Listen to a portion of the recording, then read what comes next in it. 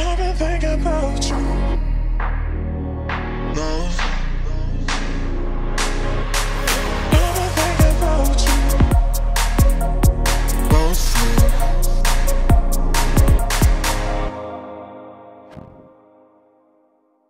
Hello à tous, hello mes phoenix et bienvenue sur ma chaîne YouTube. Trop plaisir de vous retrouver. On n'est pas dimanche, mais bon, feeling.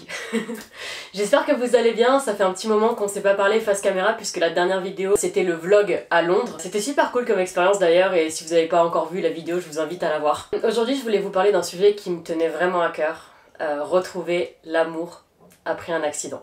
Avant mon accident, j'étais une petite lycéenne de 16 ans, une petite blonde aux cheveux longs, gymnaste, musclée, souriante. J'aimais plaire, j'avais plein de copains, plein de copines, j'avais eu mes relations amoureuses et j'aimais sortir, j'aimais la vie tout simplement. En fait, cet accident m'est littéralement tombé dessus et ça a été une grosse cassure dans ma vie d'adolescente.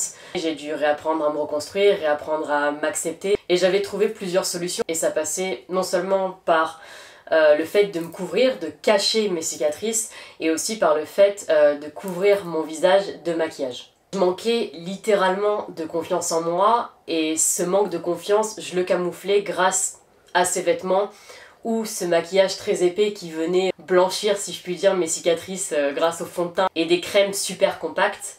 Ce manque de confiance, je venais donc le camoufler par tout ça. Et quand je camouflais ce manque de confiance, les gens et les garçons, plus précisément, le ressentaient. J'ai plusieurs anecdotes comme ça qui sont venues me mettre des gifles, littéralement, dont je me rappellerai toute ma vie. Je me rappelle un jour, on était en boîte, c'était la première boîte que je faisais, et j'avais mis une robe blanche très moulante, mais pour cacher mes jambes, j'avais mis des collants chers, opaques, pour pas qu'on voit mes cicatrices, une paire de talons, j'avais mis un espèce de petit gilet noir, et surtout une écharpe. Et j'avais les cheveux très courts à cette époque et je me rappelle être passée devant deux garçons. Et il y a un des mecs qui a tapé l'épaule de son pote en mode « Hey, regarde la meuf et tout !» Et son pote il fait « Ouais mais t'as vu ses cheveux ?» Et j'avais les cheveux super courts. Et le mec répond ça, je l'entends. Et j'entends surtout son pote qui répond « Ouais mais on s'en balait qu'elle est bonne !» Putain! La claque. J'avais à peine 17 ans, j'entends ça. Et je me dis...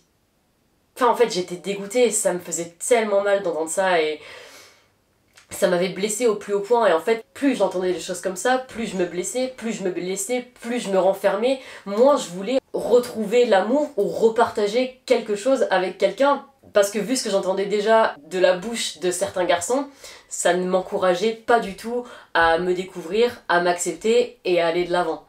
Deuxième anecdote, c'est un pote de lycée qui m'avait dit, genre vraiment yeux dans les yeux, en mode « Ah Julie, putain, si t'avais pas tes cicatrices. » Again. Putain mais les gars, vous pouvez pas imaginer à quel point ça peut être blessant. D'ailleurs, petite dédicace à toi qui aujourd'hui me court bien derrière, je te fais des gros bisous. Love, on appelle ça le karma. Enfin bref, tout ça pour dire que toutes ces anecdotes sont venues me casser dans ma reconstruction, dans l'estime que j'avais de moi-même, et dans mon acceptation en fait. Je me suis du coup interdit toute relation pendant 2 ans de ma vie. C'était hors de question pour moi de retomber amoureuse, qu'on s'intéresse à moi, et de toute façon j'arrivais même pas à croire qu'on puisse s'intéresser à moi.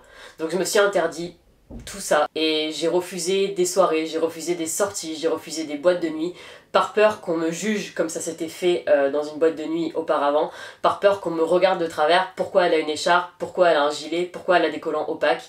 Et il y a plein de choses que j'ai refusées par peur du regard des gens et plus encore par peur du regard des hommes. En 2015, j'ai retrouvé l'amour, ça a été ma première relation après mon accident. Et c'est à ce moment-là en fait que j'ai pris conscience que oui, effectivement, je pouvais plaire, cicatrice ou pas. Mais j'ai découvert plein de choses auxquelles je n'avais pas pensé. L'appréhension de la famille.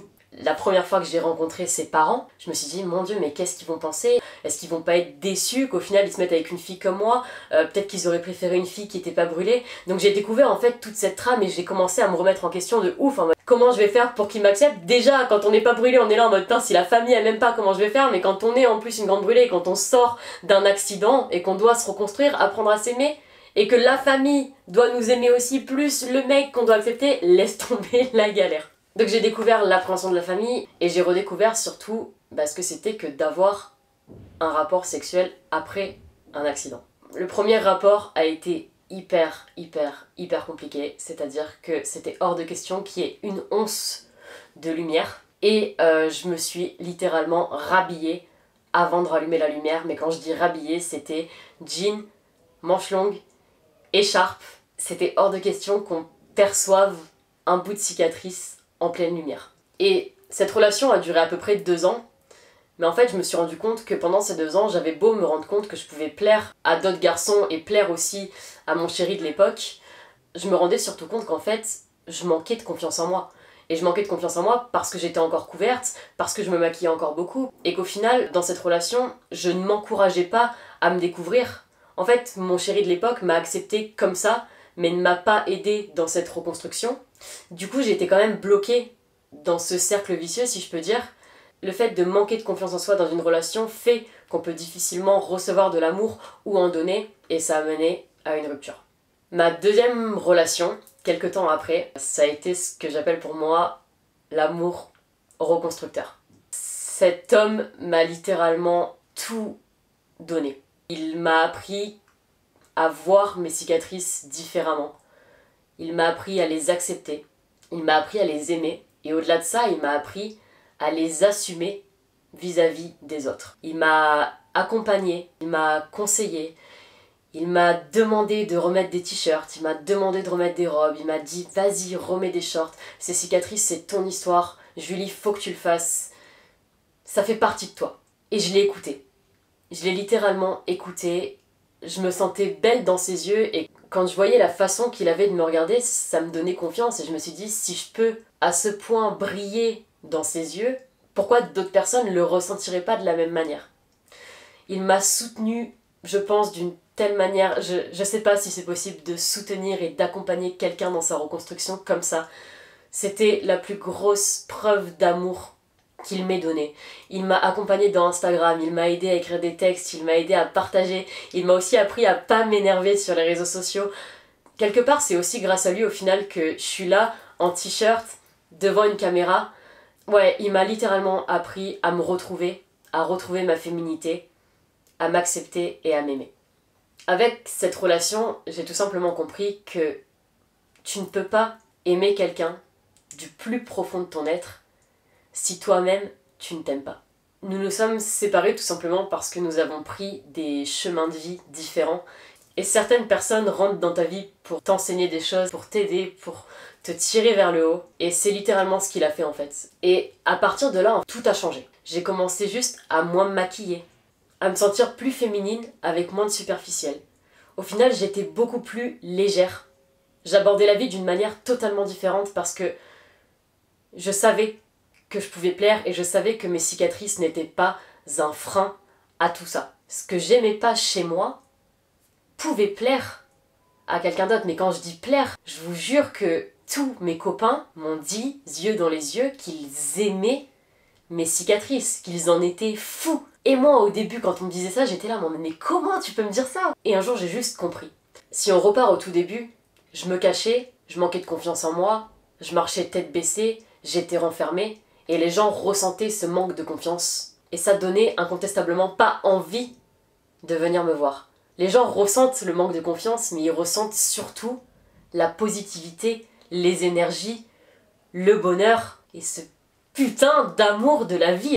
Et combien de fois aujourd'hui je danse en soirée comme si personne me regardait. Si vous me suivez sur Instagram, vous le savez, je suis pleine de peps et genre je m'en fous du regard des gens parce que j'ai appris à l'accepter. D'ailleurs, si vous n'avez pas vu la vidéo où je parle du regard des gens, je vous invite à la regarder. Donc je danse, je m'en fous littéralement. Et combien de fois on est venu me voir, et je parle bien de mecs, littéralement ces mecs qui me faisaient peur, combien de fois on est venu me voir en mode meuf, t'es tellement pétillante, t'es tellement solaire, ça donne tellement envie de venir te voir, de parler avec toi. Et combien de fois ces mêmes gars n'ont pas remarqué que j'étais brûlée. En fait, ce que je réalise, c'est que plus je voulais cacher mes cicatrices, plus les gens se demandaient mais qu'est-ce qu'elle cache? Donc ils voyaient directement mes cicatrices. Et aujourd'hui, plus je m'assume, plus je m'accepte, moins finalement on porte d'attention au fait que je suis une grande brûlée, moins on me pose des questions, et moins j'ai de regard. Et ça marche autant pour les femmes que pour les hommes. Au final, retrouver l'amour après un accident, après une maladie, après une dépression, après une rupture douloureuse ou toxique, c'est d'abord se trouver soi-même. C'est savoir apprendre à s'aimer, à s'accepter, et c'est aussi savoir guérir de ses blessures. Ces blessures du coup peuvent être des cicatrices, mais peuvent tout aussi bien être des douleurs suite à certaines ruptures, certaines choses de la vie en fait, tout simplement.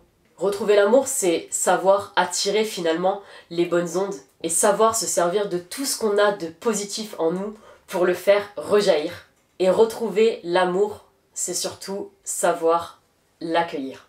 En fait, si je m'étais arrêtée à ces mecs en boîte qui avaient jugé ma coupe de cheveux et juste le fait que j'étais bonne, si je m'étais arrêtée à ce pote qui m'avait dit « Ah, si t'avais pas tes cicatrices », je me serais fermée toute ma vie à ce que j'ai pu découvrir aujourd'hui. Ne restez pas fermés à la rencontre parce que vous avez eu mal.